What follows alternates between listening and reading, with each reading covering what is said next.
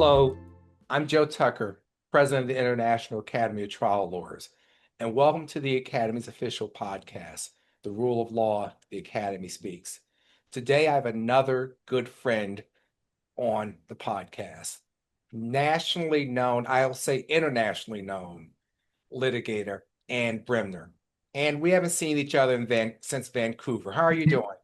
Doing great. I just want to compliment you on what a wonderful job you're doing in general as president, of course, and in what you did in Vancouver. It was just a delight and beautifully done. And it's an honor to be on with you.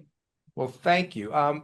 Let's You started your professional career as a sex crimes prosecutor in Seattle. Mhm. How did those early years shape the kind of lawyer you've become? It made me very cause driven, victim driven, and there was and justice driven because there was no money involved like in civil. You were dealing with people's lives, justice, and then getting victims, through something really difficult into the other side. And I loved it. I didn't think I would. I worked for a judge before that had been a prosecutor. And Hmm. he said, you should go to the prosecutor's office. And it was one of the best things, probably the best thing I've ever done in my career.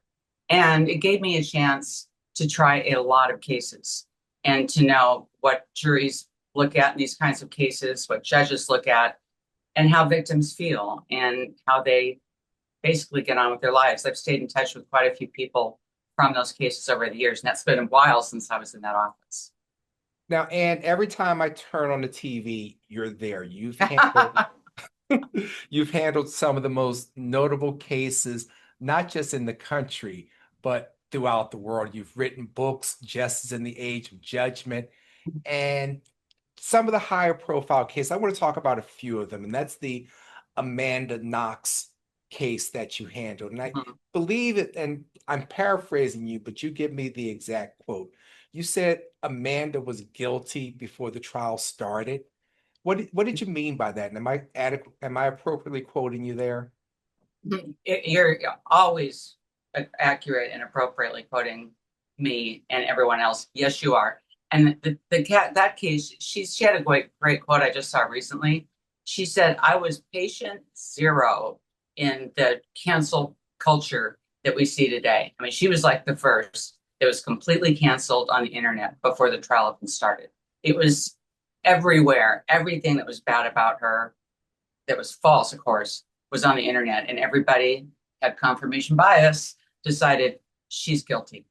Why don't you take back our listeners and just remind them a Mhm. little bit about the Amanda Knox case in case those people who were living in a cave. Help us remember what the Amanda Knox case was about. It was 17 years ago, which is hard to believe, Joe, when this happened. But she was studying in Italy. She's from my hometown here in Seattle. And she'd been there a very short period of time when her roommate was horribly murdered. And she was accused of the crime right away, based on, they said, cartwheels and kisses. She was acting inappropriately. She was had a flat affect. They questioned her for umpteen hours without a lawyer, without a certified interpreter. They said she confessed. She didn't. And that was their probable cause, they said. And she served 4 years in prison. She had not one, not two, but three trials. We call it triple jeopardy. I mean, she was acquitted in the second trial, and then they tried her again after an acquittal. And then she was ultimately exonerated. So that's the case in a nutshell. And now she has a series on Hulu that started, I think, back on the 20th, that I think Well, is getting a lot of attention. well, the troubling aspect about that is that which we talked about, and that was the media perception. And in the context of both the Amanda Knox case and just in general, we're going to talk about some of the other high profile cases that you've handled. How do you deal with and how does the media shape what actually happens in a courtroom and jurors' perceptions? I know it's a lot that I just gave you, but Yeah, you could peel that onion, I'll those peel layers of it. that onion down. You know, in the internet age, which we of course are in. The question is, do we even have the presumption of innocence? That's really the question. And I think for us in the academy, something really important to address. Because is that threatened? Yes. Because obviously, in high profile cases and lower profile cases where there's any kind of attention on the internet, on social media, in mainstream, what we call it, um, there's some new word for um, old media, whatever that is, newspaper, CD. And everybody makes up their minds. And there's that one study that says 80% of jurors make up their minds in opening statement, and they never change. They just filter what they hear in the evidence through that opening statement. I know there's no scientific study that supports that, but it's often stated, and I think it's true. So, that's what we have going in. Amanda Knox was Foxy Noxy. They said that she was basically somebody that was, I don't know what the word is, but she was sleeping with a lot of different people. They told her she had HIV, which was false. And they called her a she-devil. A she-devil. In fact, that was I remember all of these terms. right. Yeah, and that's something that they used in the media. And the other problem was, at least in Washington, when someone's arrested and held for trial, they can only be held 72 hours and have a case filed. If the case isn't in, they're free. Italy, it's 2 years.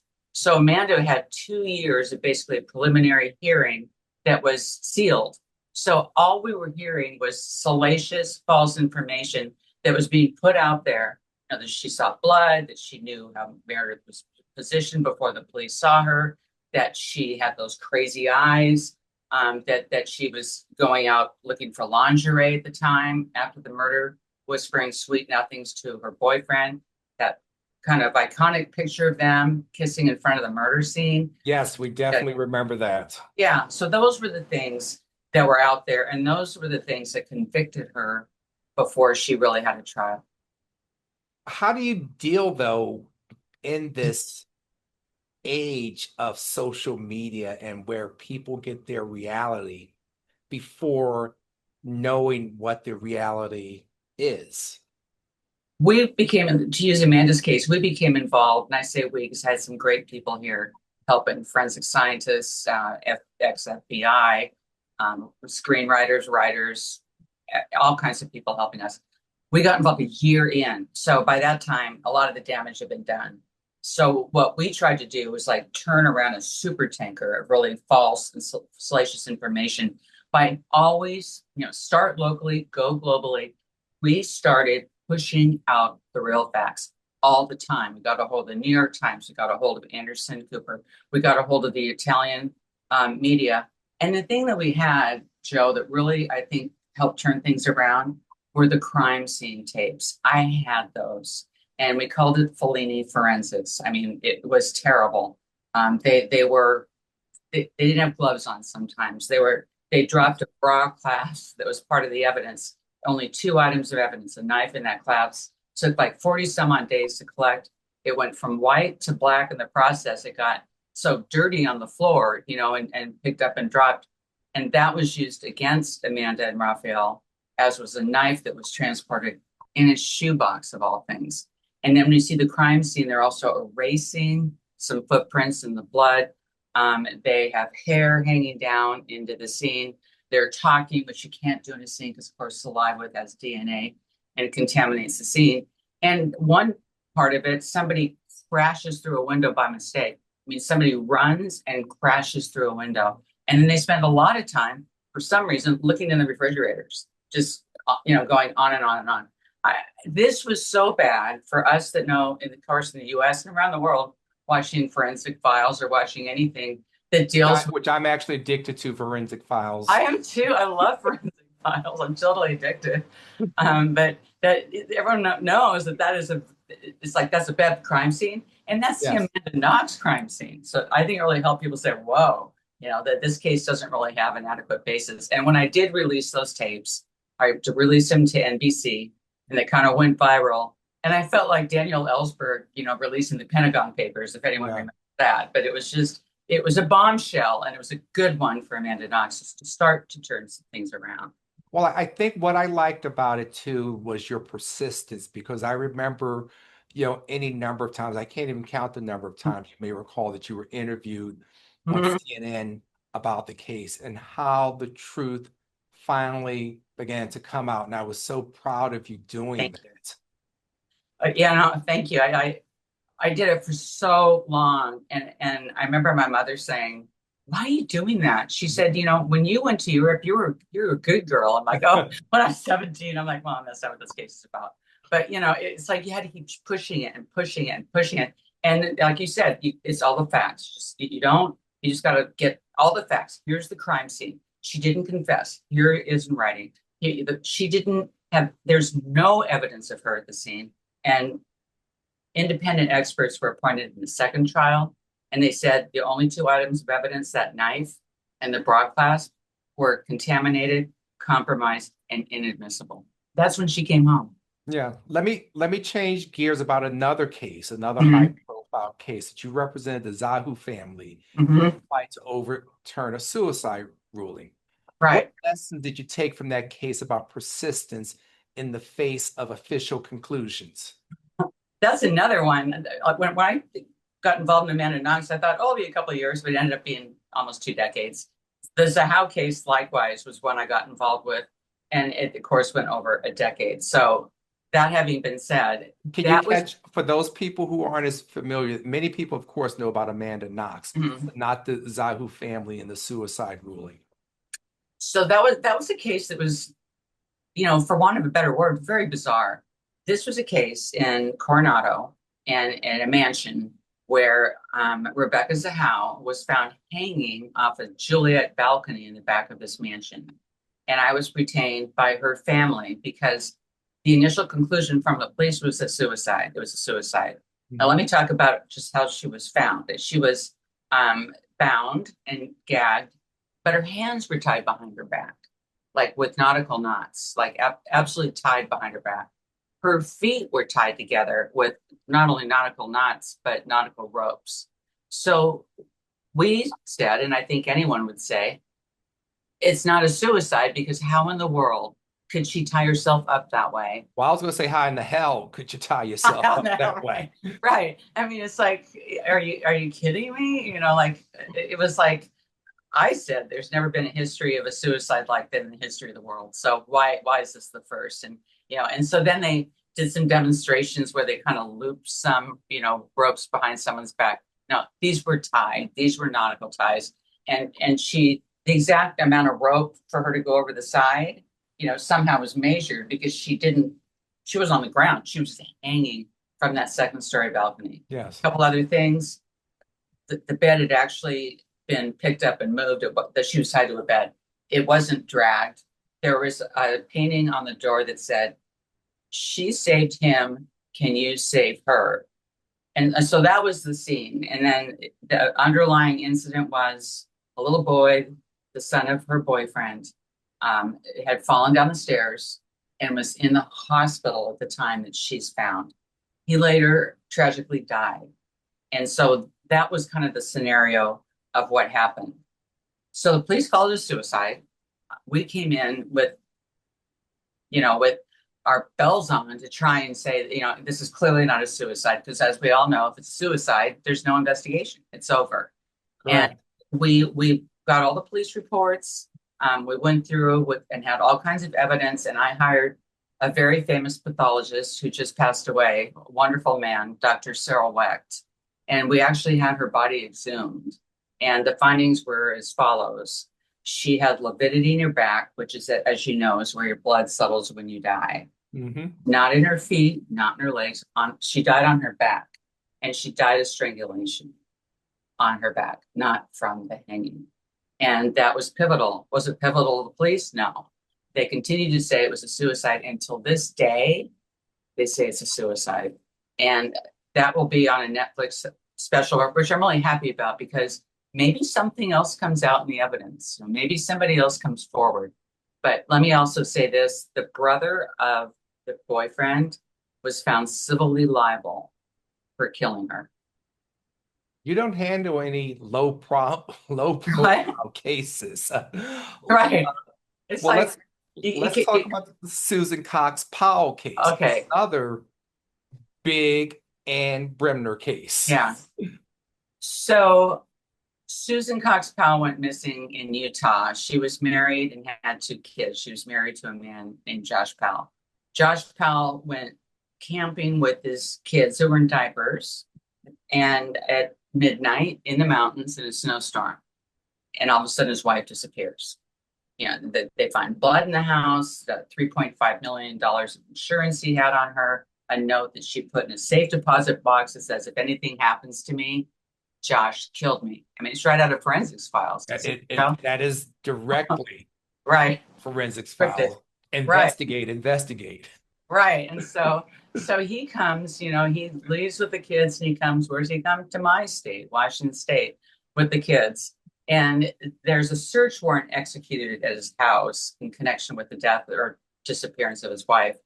And the police find a house of horrors in there, gallows hanging from the ceiling, his brother running around naked or in a diaper, a painting of a woman with a sword up her vagina, and porn everywhere on computers, including some images of the little girls next door that his dad is filming in the bathroom. Take the kids into custody. They give them to my clients, the grandparents, the parents of Susan. And there's all kinds of red flags, including that Josh was going to have to take a polygraph in connection with this, and basically a sex offense kind of evaluation. And as I said before to you off camera, no child has died in visitation in a secure setting in this country. Yes. None. They didn't do that here.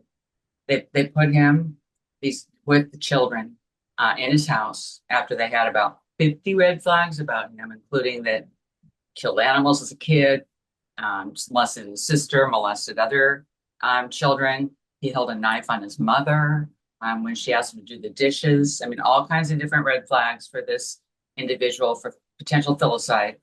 And they had a woman that was not physically capable of dealing with Josh, just physically. It's not her fault, but she was the one that did the supervised visit, which only means somebody shows up and drops off the kids, really. Yes. So she drops off And left the kids alone. Yeah, I left the kids alone with him. He slams the door, he locks it, he kills the kids with the hatchet, and then he sets the house on fire. And it took 10 minutes for them to die. Dr. Wecht in this case too. There's something in the back of your brain called the reticular activating system, which is where your consciousness is. Mm-hmm. And for some reason, the hatchet didn't touch that. So we knew that those children were conscious until the house blew up. Yeah. So we tried this case to a jury during the pandemic. We had to recess in the middle of it, and all those jurors came back because they knew they wanted to be part of a case that says you don't have reunification at any cost. You have to have the best interest of the child. That we needed to have that shift, and the jury awarded $115 million against the state of Washington. And it's thank just you for great. doing that, Ann. Yeah, thank you.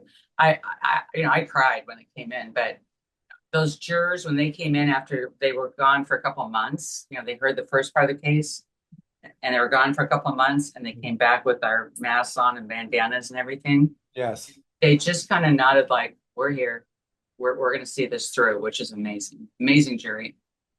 Now, Ann, one of the things there are many things I love about you, but one of the major things I love about you, as opposed to the many talking heads who are on TV who are not real, what I consider, and this is me being judgmental, who are not real trial lawyers. Right. You've been a regular commentator on national TV and not being a talking head, but a practicing trial lawyer. How do you approach explaining complex legal issues to a mass audience without oversimplifying it or dumbing it down? There's, speaking of Italy and Amanda Knox, there's this great Italian word called sprezzatura, and it basically means, taking complicated things and making them simple. I feel like lawyers a lot of times take simple things and make them complex, especially in civil practice when depositions can take 5 days and, the trials are not like trial lawyers involving Yes. trial lawyers like you, an excellent trial lawyer. And I think that it's almost like a little morality play on television. You have to what was the issue, and then how do we analyze that? And then what does it mean? So people can connect, I think, with what you're talking about. What does it really mean?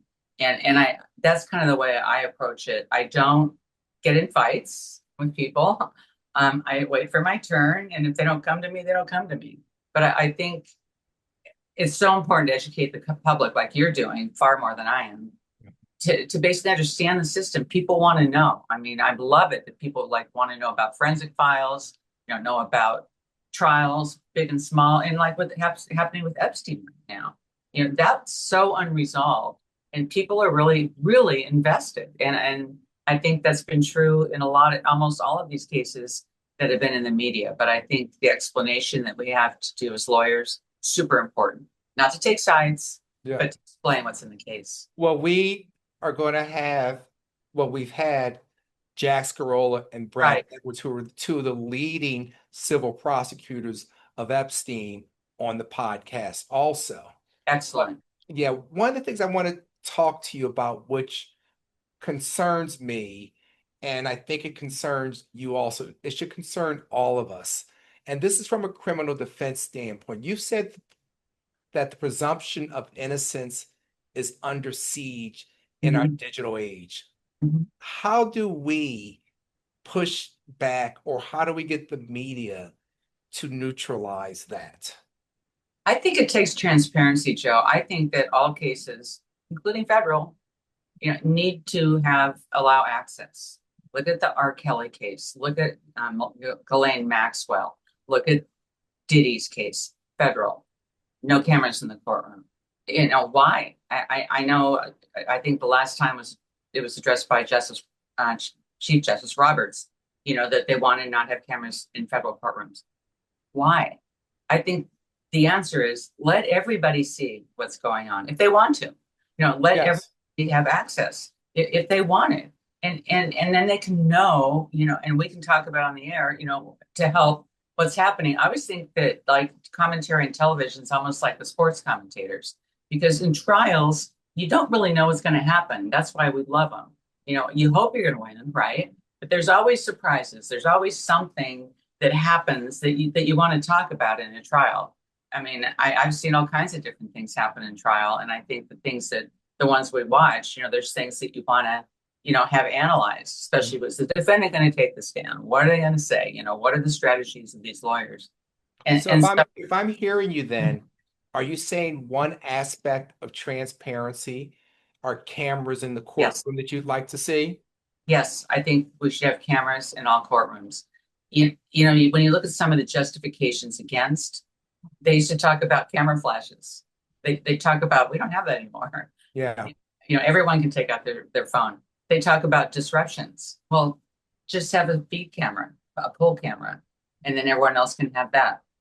They've talked about the lawyers are going to act differently. They really don't. I mean, you get pretty used, right? You get pretty used to it. I guess we're all on camera these days, right? Yes, we So, are. so those were the things that were raised, and those things are no longer, really applicable. So therefore, I think we should always have cameras in the courtroom, including in federal court. And you've had, by any measure, a great career, and you continue to have a great career. It seems like you're just in the midst of it and you're busy. But if you could look back 2025 back, is there one trial or case that stands out as the most transformative for you personally? You know, I think it would be the Cox case. I've tried, a lot of cases, and I know you have too. And that one got me. It was like, and I know this goes way back, and most people, you're probably too young for this one too, but the Young Bloods, Jesse Cullen Young, at that Yes. time, get together. I played that every morning. And when I went into court, because it had the line that said, you can you can make the mountains ring or you can make the angels cry. And I was like, you can make the mountains ring, you can make this case happen for these kids, a memorial to them that they mean something. And for then all the kids in my state and beyond, that they mean something and they're not going to go through what Charlie and Braden went through.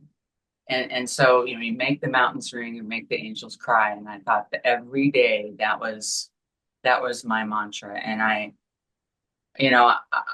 when that jury came back, I just thought, this is amazing, amazing day. And I'll just never get over that, that, and I know everyone else involved in the case, my team and the jurors who we stayed in touch with, that was very meaningful. And I've had a lot of cases that were meaningful, but that one I think was most. And I've had some cases recently representing police officers in criminal cases, including a murder case. And I'll tell you, when someone's acquitted of murder and it's your client, that's a big one too. Well, that's the other side of the coin Hmm. that you've done. You've represented some high profile criminal defense cases where you've represented police officers accused of murder. Yeah. How are you able to do that? And in the face of that, you know that there is a death here at the hands of the officer. Tell us about that and your fidelity to the rule of law. I felt that the last one I had was a murder case, and there were three officers on trial, and my client was on trial for manslaughter, and it was a very high profile case, and the family was very involved, and there were a lot of protesters, a lot of media interest, and everything else. I knew, in terms of the rule of law, that my client was not responsible. He was third on the scene.